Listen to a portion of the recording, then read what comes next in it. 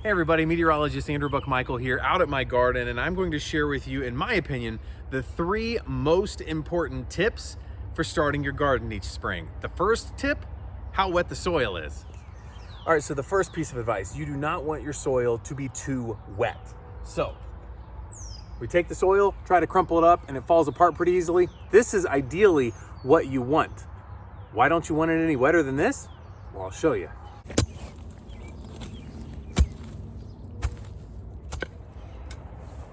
All right, let's dive into this. Whoops, got a little worm here.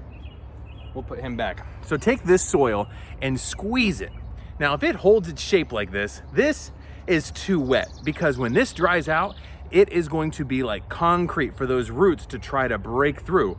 So if you plant when the soil's a little drier, a little looser, those roots can really start to take off. Now, speaking of those roots taking off, time for tip number 2.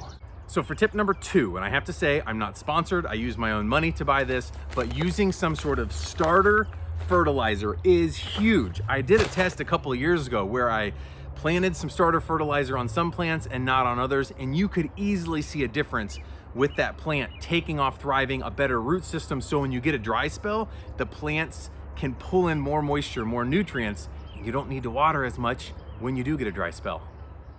All right, so my third and final piece of advice when you're planting and starting your garden for the spring is to not water the plants too much. Yesterday it was a lot warmer, and these zucchini plants that are my daughter's, they were wilted, they didn't look good at all, and I wanted to water them. However, dig down into the soil. If there's still plenty of moisture, don't water the plants just yet, because then the roots will fight for that moist soil, that moisture, and that way when it does dry out, potentially in a couple of months in the summertime, these plants will do a lot better and you won't have to water nearly as much. Hopefully that helps. I gotta go wash my hands.